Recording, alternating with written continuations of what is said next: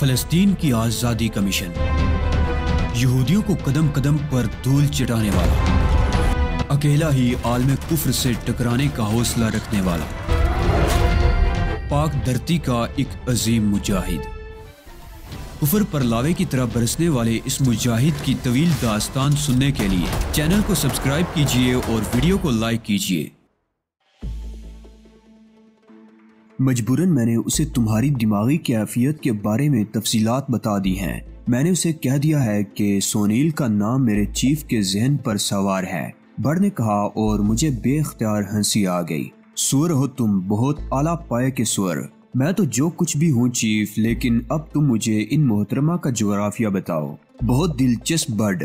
बस यूँ समझ लो कि खेल का आगाज हो गया है और हमारे काम का नतीजा निकल आया है। जरा और तफसील से चीफ। ये लड़की एक रेस्टोरेंट में मुझे उस वक्त मिली जब मैं खाना खा रहा था। जो सूरत तुमने देखी उससे भर तौर इस बात का अंदाजा तो लगा सकते हो कि मुझे फितरी तौर पर उसकी तरफ मुतवज्जे होना पड़ा था। मैं उसे ताज्जुब की निगाहों से देखता रहा और मोहतरमा अपनी जगह से उठकर मेरी मेज पर आ गई। एक नफ्सियात दान की हैसियत से अपना तारुफ कराया और मुझ पर रोब डालने की कोशिश की।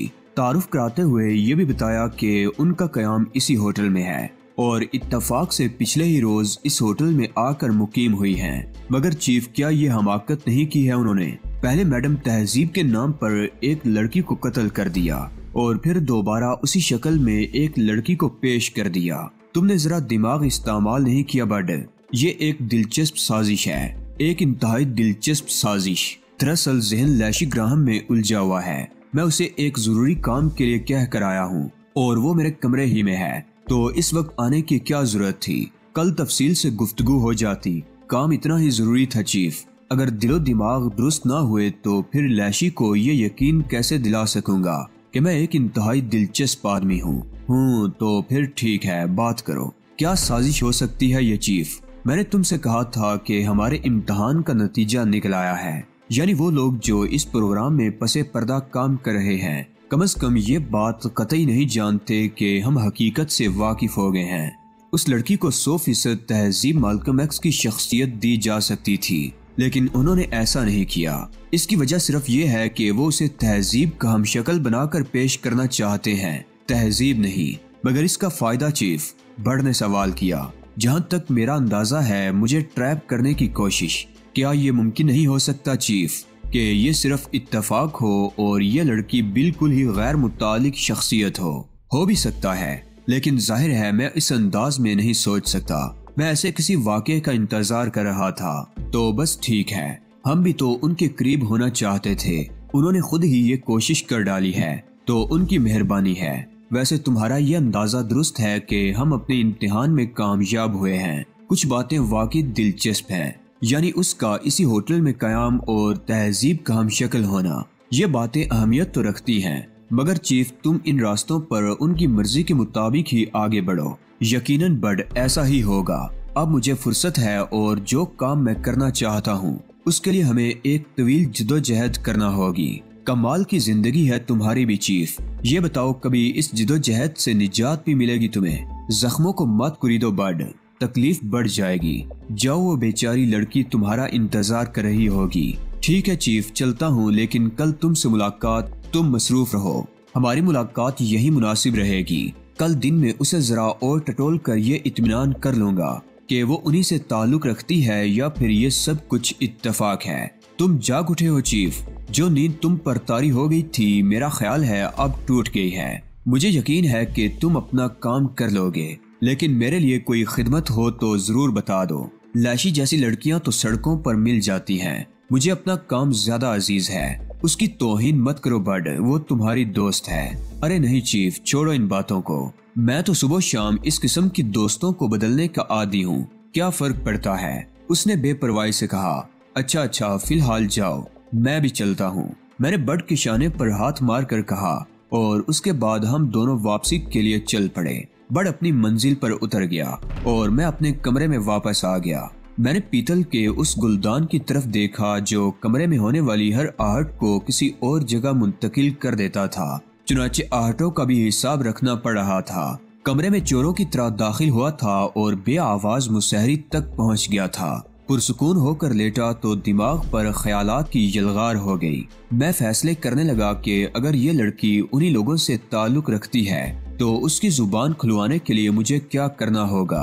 बहुत देर तक इस सिलसिले में प्रोग्राम तरतीब देता रहा। फिर खिड़की से आने वाली हवाओं के साथ तहजीब माल्कम एक्स की याद भी सरसराती हुई दिल के पोशीदा गोशों तक पहुंच गई और दिल में एक कसक सी होने लगी। ये एहसास बहरहाल जिंदगी बख्श था कि जिस हस्ती को मैं इस कायनात से दूर तस्वुर कर बैठा था, अभी उसके वजूद की महक जमीन पर चलने वाली हवाओं में मौजूद है। दूसरी सुबह ज्यूलेट की दस्तक ने जगाया था। वो निखरी हुई खुशगवार सुबह की मानी नजर आ रही थी। इतनी देर में जागते हो? वो बवें चढ़ाते हुए बोली। जाओ गुस्ल करो, मैं नाश्ता मंगवाती हूँ। ओके हनी, मैंने बेतकल्फी से कहा और फिर बाथरूम की जानिब चल दिया। गुस्ल वगैरह करके एक सादा लिबास पहना और ज्यूलेट के सामने आ बैठा। वो गालबन च्युइंगम चबा रही थी। उसने मुझे च्युइंगम पेश की तो मैंने शुक्रिया के साथ मना कर दिया। थोड़ी देर के बाद वेटर नाश्ता ले आया। ज्यूलेट के अंदाज में बड़ी अपनायत थी। वो नाश्ते के दौरान बार बार मेरी सूरत देखने लगती थी, लेकिन मैंने उससे इसके बारे में कुछ नहीं पूछा। बिल आखिर हम नाश्ते से फारिग हो गए। सिगरेट नहीं पीते? उसने पूछा। सिगरेट और शराब जैसी चीजें मेरी जिंदगी में कभी नहीं आई।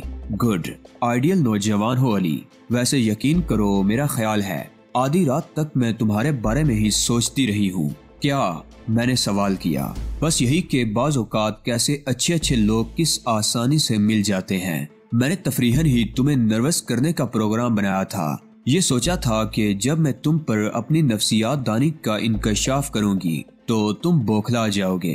अगर ज्यादा डीठ हुए तो लंबी लंबी छलांगे लगाकर मुझ पर छा जाने की कोशिश करोगे, लेकिन मैं खुद ही तुमसे मरूब हो गई। अब तुम्हारे बारे में सोचती हूँ। मैंने उसे जुमला पूरा करने का मौका नहीं दिया और बोल पड़ा। कैसे अहमक आदमी से दोस्ती कर ली? नहीं, वो जल्दी से बोली। तुम्हारे उस दोस्त ने जो तफसील रात को बताई थी, यकीन करो उसने मुझे बहुत मुतासिर किया और मेरा दिल चाहता है कि तुमसे उस लड़की के बारे में बहुत सी मालूमात हासिल करूं।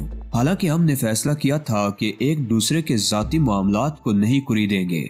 ज्यूलेट, शायद कुछ अरसे के बाद तुम इस बात पर यकीन कर लो कि मैं बहुत ही मुख्तलिफ फितरत का इंसान हूँ। लड़कियों से दोस्ती मेरी फितरत नहीं रही है। मेरी जिंदगी बहुत अजीब हालात में गुजरी है। बर्कले यूनिवर्सिटी ऑफ कैलिफोर्निया में कानून का तालिब इल्म था। एक जज्बाती हादसे का शिकार होकर सारी जिंदगी दाव पर लगा दी। ना जाने दुनिया के कौन कौन से हिस्सों में भटकता फिरा।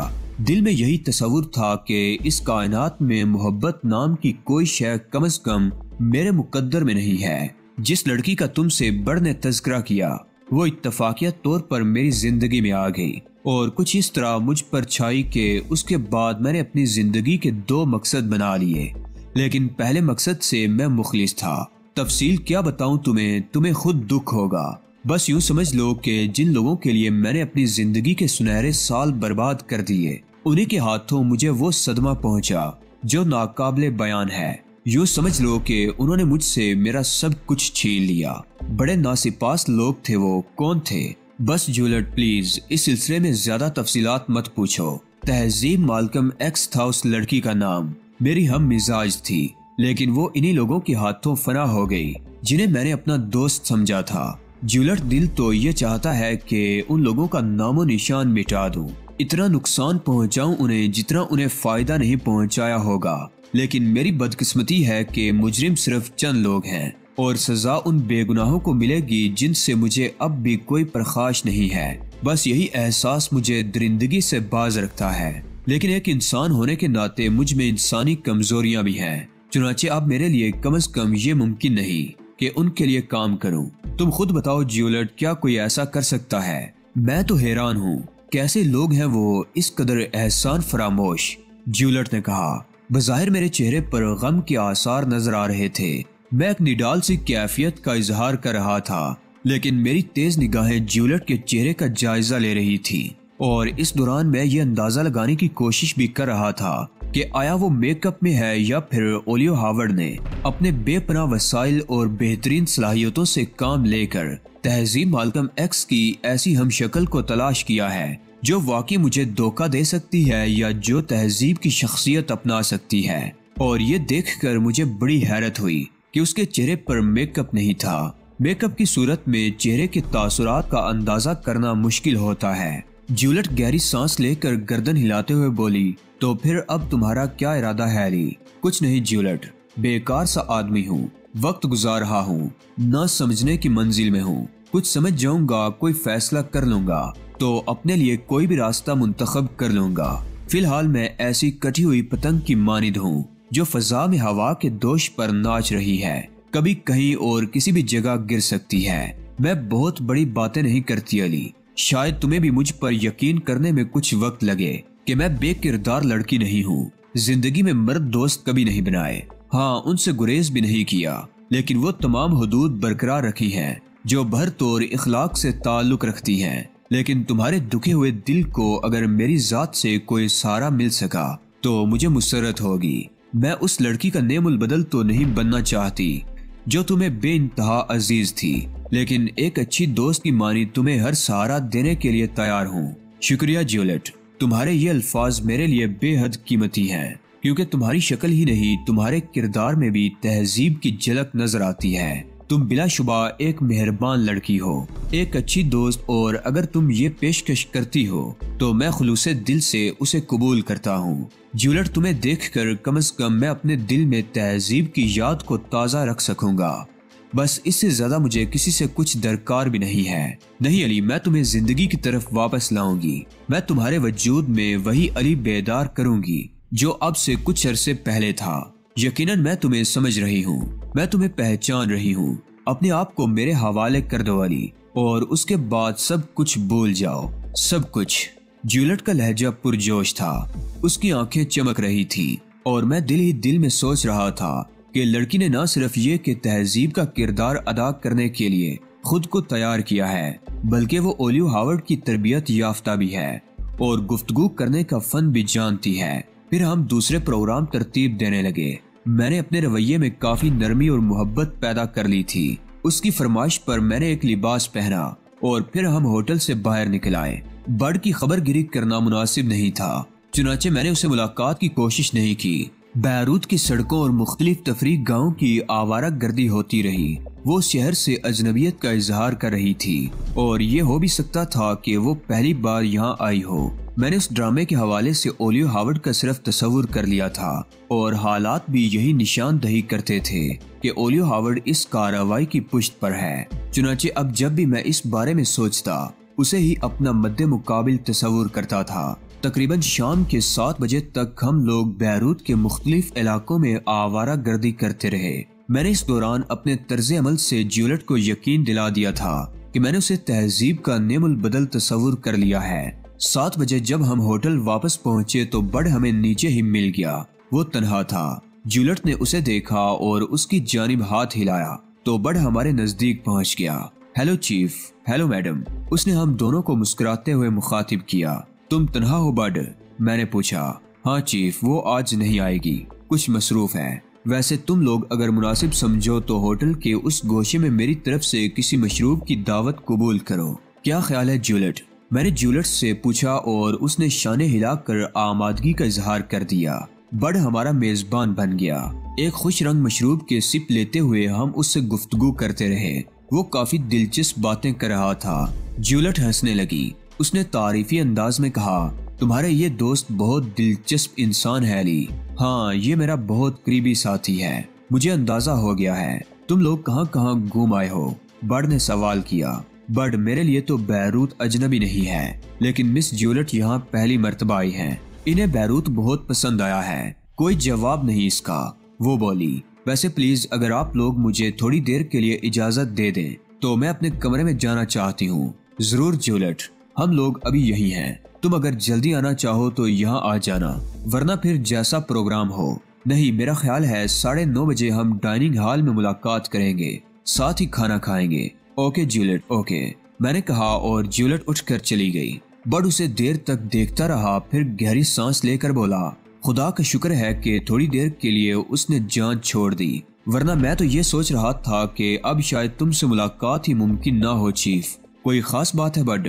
नहीं, कोई खास बात नहीं चीफ, बस ऐसे ही सुबह से मुलाकात नहीं हुई थी। कैसी जा रही है ये लड़की? कोई अंदाजा लगाया इसके बारे में? मुझे इस बात का मुकम्मल यकीन है बट के ये खास तौर से हम पर मुसल्लत की गई है और उन्हीं लोगों की तरफ से ये कार्रवाई हुई है। फिर तो चीफ इस कार्ड को हाथ से मत निकलने दो, यही लड़की हमें असल लोगों तक पहुंचाएगी। ठीक है बट ठीक है, हमने आज का दिन बिला वजह नहीं जाया किया। बहुत जल्द मैं उसे कारआमद बना लूंगा, फिर खुद इसके लिए कारआमद बन जाऊंगा। यकीनन चीफ, अगर कोई मौका हाथ आए तो उसके लिए अब बहुत ज्यादा मोहतात रहने की जरूरत नहीं। जितना हम लोग कर चुके हैं बस उतना ही काफी है। बिल्कुल, मैं तुमसे मुत्तफिक हूँ। तुम्हारे साथ तो और कोई खास वाकया नहीं पेश आया? नहीं, खास वाकया आज जरा मसरूफ है और कल मुझे उसका इंतजार करना है। इस दौरान मैं किसी दूसरे खास वाकये के लिए तैयार नहीं हूँ, बर्ड ने अपने मखसूस अंदाज में कहा और मैंने मुस्कुरा कर गर्दन हिला दी।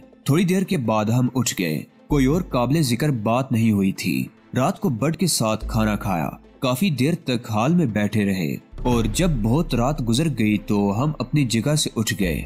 बर्ड पहले ही जा चुका था। जूलियट मेरे साथ लिफ्ट में दाखिल हुई और मेरी सूरत देखती हुई बोली, आओ अली, अगर नींद ना आ रही हो तो मेरे साथ मेरे कमरे में आओ, तुमसे अलग होने को दिल ही नहीं चाहता। मैं मुस्कुराकर जूलियट के साथ उसके कमरे की जानिब चल पड़ा। मेरी मौजूदगी में उसने गुस्ल खाने में जाकर लिबास तब्दील किया और फिर मेरे करीब आकर बैठ गई। तुम किसी की मोहब्बत में गिरफ्तार हो और मैं तुम्हारे लिए उसकी शक्लो सूरत की वजह से काबिल कबूल हूँ, लेकिन तुम मेरे दिल की गहराइयों में क्यों उतरते जा रहे हो अली? मैं महसूस कर रही हूँ कि तुम बहुत ही साहिराना कुव्वतों के मालिक हो। पता नहीं क्यों मैं तुम्हारी शख्सियत के सहर में गिरफ्तार होती जा रही हूँ। खुद को बहुत ज्यादा ना उलझाओ जूलियट।